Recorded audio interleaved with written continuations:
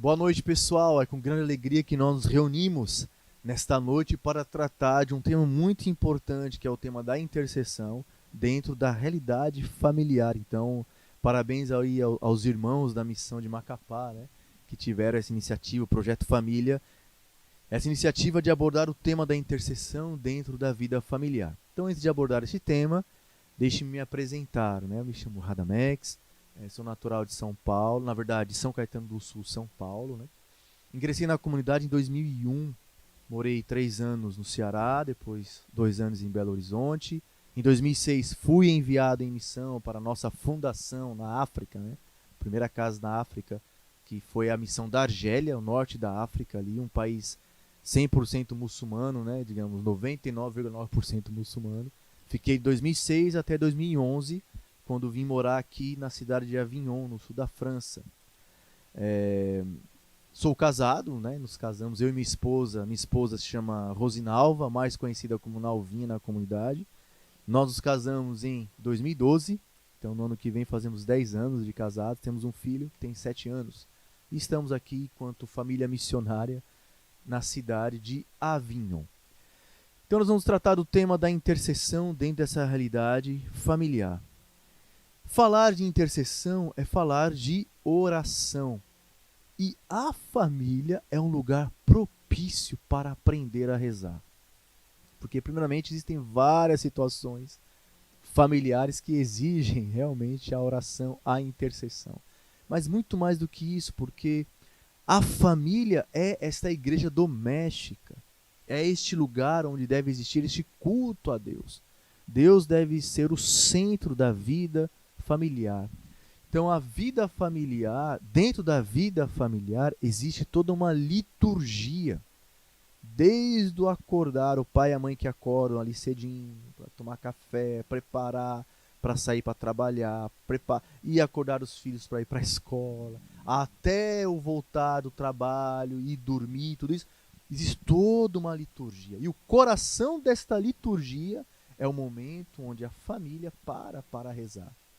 Talvez alguns momentos sem os filhos, né, os pais, pai e mãe, esposo e esposa que param para escutar a Deus, mas também junto com os filhos, enfim. O coração desta igreja doméstica é esta oração, é esta relação com Deus. E esta oração, nós sabemos, é um dom, a oração é um dom que precisa ser cultivado, que precisa ser preservado. É como a gente plantar, sei lá, vamos plantar uma semente enfim, de flores, vamos cultivar flores. Eu preciso cultivar as flores. Cultivar as flores significa preparar o terreno, plantar a semente, regar, podar, proteger dos bichos, zelar por aquela semente. Nós precisamos zelar por este dom que é a oração que o Senhor nos deu dentro da realidade familiar. Lembrando que oração ela é diálogo, oração é relação com Deus. Uma das mais belas, na minha opinião, a mais bela definição de oração, na verdade, é aquilo que nos apresentou Santa Teresa d'Ávila. A oração é um trato de amizade com Deus. Rezar não é fazer, rezar é relação. Por isso que Teresa d'Ávila ela é mestra de oração, ela é doutora da igreja. Ela não é doutora da igreja por ser doutora de oração. Teresa d'Ávila, ela é doutora da igreja por ser doutora de vida de oração. E para que eu tenha uma vida de oração, eu preciso ter oração na vida. Esta oração que é relação, que não é cumprimentos de horários. É óbvio que nós precisamos reservar momentos para rezar, momentos para fazer a nossa Léxio Divina. Mas a oração é relação. Não é fazer, embora nós usamos este termo, mas não é um cumprimento de regras, não é um cumprimento de horários. Vou ali fazer, eu tenho 1 hora para rezar, então vou rezar meia hora agora, eu vou fazer tal coisa, depois volto para rezar meia hora depois. Não é isso. Oração é relação, porque diz respeito a amar. É como a nossa relação. A relação que nós temos com a nossa esposa, com o nosso esposo. Se nós nos casamos é porque existiu uma relação lá atrás. que deve ser cultivada hoje também. Então essa relação começou com uma amizade, eu conheci a pessoa, começamos a ser amigos, surgiu um sentimento, começamos a dar passos, começamos a namorar, aí noivamos, nos casamos. É um conjunto de momentos, é uma relação de amor, não é fazer. Eu vou ali fazer um namoro, vou ali fazer um noivo. Não, são frutos de uma relação. Todas essas etapas na nossa relação, na nossa realidade matrimonial, são frutos de uma relação. Então, a nós rezar, orar não é fazer. Interceder não é fazer. É relação com Cristo. Eu digo isso porque, como morei na Argélia, como falei para vocês, os muçulmanos, né, um dos meus apostolados era trabalhar em uma biblioteca, na verdade 2 bibliotecas, né, que estavam sob a responsabilidade da igreja local. E só tinha muçulmanos que trabalhavam nela, a maioria, né, na verdade. Né? Tinha um padre que me ajudava em uma outra tal. Mas eu tinha muito contato com os muçulmanos. Então era ocasião de partilhar sobre a fé, enfim. Evangelizar, anunciar o evangelho e tal. E muitas vezes me perguntavam, Radamex, você faz oração, né, o muçulmano? Você faz oração? Porque os muçulmanos, eles têm ali 6 momentos, precisam fazer 6 orações ao longo do dia. É um pouco seguindo aquilo que os monges, né, fazem, que é a liturgia das horas, né, são 7 momentos ao longo de todo o dia. Né? Então para eles é o fazer. Então me perguntava, você faz oração? Eu falei, eu não faço oração. Eu me relaciono com Deus. Deus é meu amigo. Deus é o meu pai. Oração é questão de relação. Então eles ficavam meio surpresos assim. Por quê? Porque para o muçulmano, o muçulmano é alguém diante de Deus, enquanto que o cristão é alguém em Deus. Por quê? Porque Deus se encarnou. Deus assumiu a nossa humanidade. Então eles ficavam um pouco chocados de ver que para nós cristãos a oração é uma relação, é uma intimidade, é uma amizade. E isso é muito belo, isso é muito profundo que nós às vezes vivemos de maneira automática, mas Deus assumiu a nossa humanidade. E assumindo a nossa humanidade, nós temos um lugar em Deus, que é no seu Filho Jesus, porque Ele assumiu, Ele se encarnou. Então, rezar é ter essa intimidade, é ter esta relação com Deus, não é fazer, não é cumprir momentos. Porque a oração é uma relação de amor com Deus. Então, dentro desta dinâmica que é a vida de oração, existem várias expressões da oração. Então, existem orações de bênção, orações de louvor, de adoração, de súplica. Existem momentos formais, como a celebração eucarística, que é a oração por excelência, porque ali nós realmente fazemos novamente a experiência da paixão, morte e ressurreição de Cristo. Comungamos o corpo de Cristo. Então ali é o ápice. Enfim, existem várias formas de oração. E dentre elas, como eu dizia, existe a intercessão. Então o que é interceder? Interceder do latim intercedere significa intervir, se colocar entre. O intercessor é aquele que está entre Deus e uma situação ou uma pessoa. Então o intercessor é aquele que intervém por uma situação. É aquele que intervém por uma pessoa junto de Deus. Então eu gosto muito dessa palavra intervenção, porque eu me lembro dessas situações de emergência. Não sei se tem algum médico que está nos ouvindo, mas surge uma situação e precisa de uma intervenção de urgência. Então o médico vai ali e intervém na vida daquela pessoa e salva aquela pessoa. Para nós vermos a seriedade que é a missão da intercessão. O ser intercessor. E qual é o coração da intercessão? No Catecismo, no parágrafo 2635, nós lemos: interceder, pedir a favor de outrem, é próprio, desde Abraão, de um coração conforme com a misericórdia de Deus. No tempo da igreja, a intercessão cristã participa na de Cristo. Então a minha intercessão participa na intercessão de Cristo. É a expressão da comunhão dos santos. Na intercessão, aquele que ora não olha aos seus próprios interesses, mas os interesses dos outros, e chega até a rezar pelos que lhe fazem mal. Irmãos, qual é o coração, qual é o motor da intercessão? Por isso, qual é o coração, qual é o motor da vida do intercessor? Resposta: é o amor. É o amor que nos une, é o amor que nos faz viver em comunhão aqui nesta terra, mas também em comunhão com os céus. Qual é a definição, qual é a doutrina da igreja com relação à comunhão dos santos? A vida familiar é um lugar de comunhão de santos. Qual é a definição, qual é a doutrina da igreja com relação à comunhão dos santos? Vamos fazer um pequeno resumo, breve. Primeiramente, nós cremos que aqueles que morreram estão vivos, porque como diz Jesus no Evangelho de São Lucas, no capítulo 20, versículo 38, Deus não é Deus dos mortos, mas dos vivos. Então cremos que quando morremos nós permanecemos vivos, vivos para a vida eterna. E existem aqueles que estão diante de Deus e aqueles que estão longe de Deus. Então aqueles que estão diante de Deus intercedem por nós. Por quê? Porque continuam a amar. Como São Paulo fala na sua carta aos Coríntios, tudo vai passar, só o amor vai permanecer. Os dons carismáticos, as nossas obras, aquilo que fazemos, enfim, os carismas, tudo vai passar. Mesmo as virtudes teologais da fé e da esperança vão passar.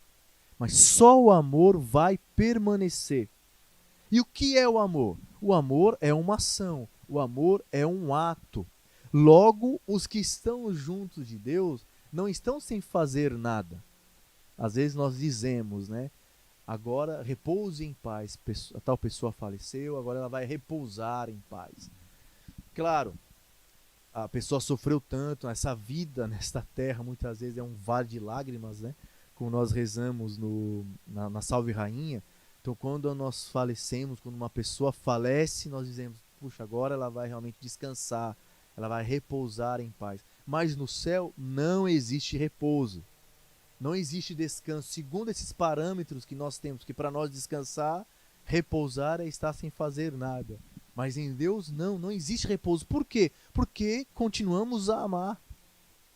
E se o amor é ato, se o amor é atitude, se o amor é a ação, aqueles que estão no céu continuam a trabalhar. Repousam em Deus, porque Deus é Deus. Mas o repouso desses santos em Deus é um repouso do amor que é ação.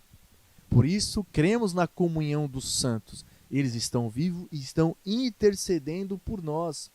E nós entramos, então, dentro deste processo de intercessão, vivendo a comunhão dos santos já nesta terra. Porque, como nós lemos na carta de São Tiago, no capítulo 5, versículo 16, orai uns pelos outros.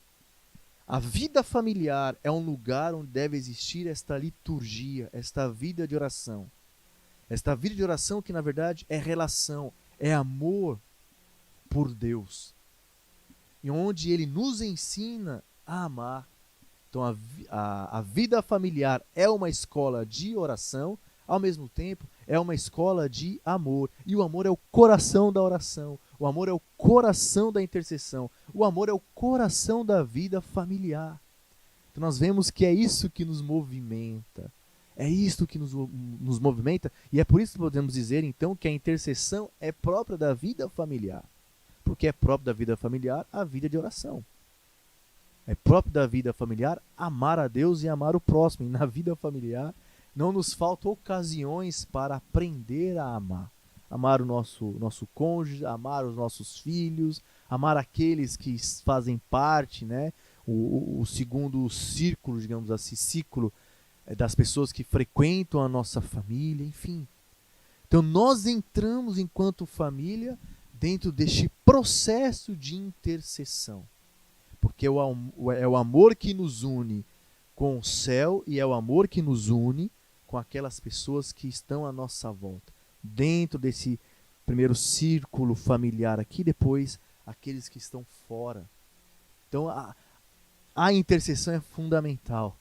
E a intercessão é própria da vida familiar. Então, interceder, como nós vimos, interceder é intervir. E dentro dessa dimensão da intercessão, da intervenção, podemos dizer que existem dois movimentos da intercessão. O primeiro movimento é eu apresento a pessoa ou uma situação, enfim, eu apresento a pessoa a Deus, ok? Então, o intercessor é aquele que apresenta uma situação, que apresenta uma pessoa a Deus. Um exemplo de intercessão que nós podemos ler lá no Evangelho de São Marcos, no capítulo 2, versículos 1 a 5. Se tiver a sua Bíblia aí, você pode abrir. Marcos capítulo 2, versículos 1 a 5. Nós lemos o seguinte: alguns dias depois, Jesus entrou novamente em Cafarnaum, e souberam que ele estava em casa. Reuniu-se uma tal multidão que não podiam encontrar lugar nem mesmo junto à porta. E ele os instruía. Trouxeram-lhe um paralítico carregado por 4 homens. Como não pudessem apresentar-lhe por causa da multidão, descobriram o teto por cima do lugar onde Jesus se achava. E por uma abertura desceram um leito em que jazia o paralítico. Jesus, vendo-lhes a fé, disse ao paralítico: Filho, perdoados te são os pecados. Enfim, e se nós continuarmos até o versículo 12, nós vamos ver que este paralítico também será curado fisicamente. Mas estes versículos aqui do capítulo 2 de São Marcos nos mostra este primeiro movimento do intercessor, que é apresentar a pessoa a Deus. E atenção, interceder não é trazer os papeizinhos ali para a oração, que é muito importante. Mas antes de qualquer coisa, é trazer a pessoa para Deus. É isso que esses 4 homens fizeram, né? Esses 4 amigos fizeram. Trouxeram este homem paralítico para Deus. Ou seja, eles se comprometeram com este homem. Eles comprometeram o próprio corpo deles. Eles comprometeram a própria vida deles. Por isso que o intercessor é aquele que intercede com a própria vida. Os amigos do paralítico intercederam com a vida, com o corpo. Foi um sacrifício fazer com que este homem subisse até a casa, depois fazer com que ele descesse na casa. Foi um sacrifício, foi um esforço. Eles tiveram que comprometer a vida, o corpo. Então o intercessor se sacrifica, o intercessor faz jejuns, o intercessor faz penitências, o intercessor faz novenas, tudo isso como atos concretos de intercessão, que não se limita apenas a escrever o nome da pessoa no papelzinho, não. Mas eu pego aquela pessoa e levo para junto de Deus. Eu me comprometo, eu me engajo. Existe uma dimensão de evangelização dentro da intercessão. Ou seja, eu faço tudo que posso, tudo possível e impossível para levar, para arrastar, digamos assim, aquela pessoa para junto de Deus, para apresentar. Talvez ele esteja paralítica, o seu coração esteja endurecido. Então eu pego aquela pessoa, faço de tudo, eu ligo para ela, insisto, vou atrás para levá-la para Deus. E isso exige um comprometimento da minha vida, do meu corpo, da minha humanidade. Preciso ligar, preciso tentar realmente evangelizá-la para que ela venha para junto de Deus. Preciso não gastar tempo, mas investir o meu tempo para ligar para ela, ouvi-la, os seus queixumes. Isso é interceder com a própria vida. Como eu citei aqui, né, o intercessor se sacrifica, faz jejuns, faz penitências, faz novenas. Ao mesmo tempo, o intercessor, ele também, não sei como é aí no Brasil, mas aquele que tenha isso, né, de oferecer missas por uma pessoa. Às vezes oferecemos missas pelas almas do purgatório, uma forma de interceder por elas. Mas oferecer missas pagando, né, dando um valor material, dinheiro, né, partilhando os meus bens, fazendo uma comunhão de bens, em vista de interceder, pedindo que o sacerdote celebre tantas missas por tal pessoa, por tal situação. Enfim, o intercessor, ele se compromete. Ele compromete a própria vida. Ele vai atrás. ele insiste, ele vai buscar pessoas, né, do nosso ciclo de amizade, do nosso ambiente de trabalho, profissional, nossa realidade de estudante, enfim. E dentro também da nossa realidade familiar, com certeza. Talvez você tenha na sua família aí um filho que está longe de Deus, enfim. Talvez uma mãe, né? A sogra, o sogro, que estão com problemas graves, enfim. Tento fazer de tudo para trazer aquela pessoa para Deus. Eu não limito em apresentar a pessoa para Deus, escrevendo o nome dela no papelzinho. Eu faço tudo e mais um pouco. Faço o possível e o impossível para apresentar aquela pessoa a Deus. Então, o primeiro movimento da intercessão é apresentar a pessoa para Deus. E o segundo movimento? O segundo movimento é apresentar Deus à pessoa. Vamos lá. Um exemplo. Mateus capítulo 8, versículos 5 a 8. Mateus 8, 5 a 8. Nós lemos. Entrou Jesus em Cafarnaum. Um centurião veio a ele e lhe fez esta súplica. Senhor, meu servo está em casa, de cama, paralítico e sofre muito. Disse-lhe Jesus, eu irei e o curarei. Respondeu o centurião, Senhor, eu não sou digno de que entreis em minha casa. Dizei uma só palavra e meu servo será curado. Aqui no caso, o centurião não pegou o seu servo e levou para Jesus. Ele foi até Jesus e apresentou Jesus a situação. Olha, eu tenho um servo que está paralítico e sofre muito. E ele disse, Jesus disse, então eu vou lá para curá-lo. Ele falou, não, nem precisa. Eu que sou um centurião, dou ordens aos meus soldados, eles cumprem. Tu que és o Messias, tu que és o Senhor, tu tens o poder de, com a tua palavra, intervir naquela situação. Era como se o centurião dissesse, utilizando as palavras do profeta Isaías, no capítulo 50, versículos 10 a 11. Tal como a chuva e a neve caem do céu e para lá não volvem, sem ter regado a terra, sem a ter fecundado e feito germinar as plantas, sem dar o grão e semear e o pão a comer, assim acontece a palavra que minha boca profere. Não volta sem ter produzido seu efeito, sem ter executado minha vontade e cumprido sua missão. Eu creio na tua palavra que, Senhor, tu podes dizer alguma coisa para curar aquela pessoa, o meu servo. E eu sei que ele será curado porque a tua palavra ela é eficaz.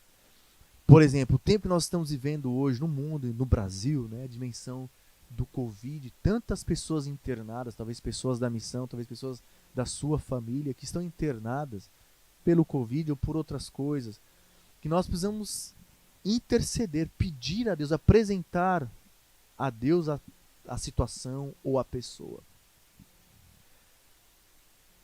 Então nós vivemos essa dimensão da intercessão que eu vou ao encontro de Deus como esse centurião. Eu falo, Senhor, é só tu mesmo para resolver tal situação. Tal pessoa está no hospital, enfim. São situações que nos ultrapassam. Tal pessoa que está distante de Deus, o próprio filho, talvez, filho ou filha, que os pais já falaram tantas coisas, já tentaram tantas coisas, nada resolveu, aí eu silencio. Por isso que o intercessor, interceder exige a fé, interceder exige a esperança, interceder exige a perseverança. Mas, Radamex, eu rezo e nada acontece, né? Muitas vezes dizemos isso. Talvez a mãe de Santo Agostinho, Santa Mônica, rezou cerca de 10 anos pela conversão do filho. Talvez quantas vezes surgiu também no seu coração, eu rezo e nada acontece, Agostinho não muda. Aí existe uma dimensão que nós precisamos ter também diante dos nossos olhos enquanto intercessores. Nós estamos inseridos dentro do mistério da vontade de Deus. Nós estamos inseridos dentro do mistério, da dimensão da divina providência. E para isso precisamos lembrar aqui da experiência que Jesus fez no Getsemane, Mateus 26, 39. Então Jesus se adianta um pouco, prostrando-se com a face por terra, assim rezou: meu Pai, se é possível, afasta de mim este cálice. Jesus pediu ao Pai. Tem como intervir nessa situação? Tem como mudar essa situação? Pai, por favor, se for possível, afasta esse cálice. Mude essa situação. Mude a situação da vida do meu filho, da minha filha, do meu amigo, da não sei de quem. Mude tal realidade. Se for possível, mude tal realidade. E Jesus continua: todavia, não se faça o que eu quero, mas sim o que tu queres. Ou seja, nós estamos inseridos dentro de um mistério da vontade de Deus, da providência de Deus. Ah, mas eu rezo e nada muda. Eu tenho rezado tanto e nada mudou. Aí entra a dimensão. Nós não rezamos para mudar Deus, mas nós rezamos para deixar que Deus nos mude. Então, mesmo que eu interceda anos e anos, pedindo a Deus que tal situação seja mudada, e nada acontece, se eu sou dócil, se eu continuo dizendo, Pai, afasta-me esse cálice, mas não faço o que eu quero, mas o que tu queres, é certo que Deus aproveita dessa situação para mudar o nosso coração, para mudar a nossa vida. Então, irmãos, a vida familiar, ela é repleta de ocasiões. Ela é repleta de situações que exigem de nós a intercessão. Principalmente os pais têm esta missão de interceder pelos filhos, de interceder com o corpo, fazendo de tudo para que o filho venha para Deus. Mas se de repente já se fez de tudo para que isso acontecesse, né, e o filho resiste, os filhos estão ali e tal, fazer Deus vir até essa situação, se abandonando, confiando tudo nas mãos de Deus. Caros irmãos, esta é uma pequena partilha, que nós possamos ser alimentados, né? O intercessor é aquele que se coloca entre. Então, que nos coloquemos entre as pessoas e Deus, entre as situações e Deus. O casal reze, investamos tempo, né? Possamos investir tempo para interceder, para suplicar a Deus a sua intervenção. Dentro dessa dimensão, lembrando que intercessão é relação, intercessão é oração, que é relação, que é fruto de um amor, do amor a Deus, e que por consequência transborda na vida dos outros, transborda na vida do nosso próximo. Por isso sejamos perseverantes na intercessão. Cresçamos no amor a Deus, cresçamos no amor ao próximo, intercedendo também por eles. Que Deus abençoe vocês. Até a próxima. Continuem perseverando enquanto famílias, dentro desse combate, desses combates que nós vivemos hoje, na certeza que a vitória, ela é lá, ela está presente, porque Cristo ressuscitou, aleluia, nós estamos no tempo de Páscoa, Cristo está vivo, Cristo é o centro da nossa família. Por isso, irmãos, Deus abençoe a todos e permaneçamos na alegria da ressurreição de Cristo. Shalom.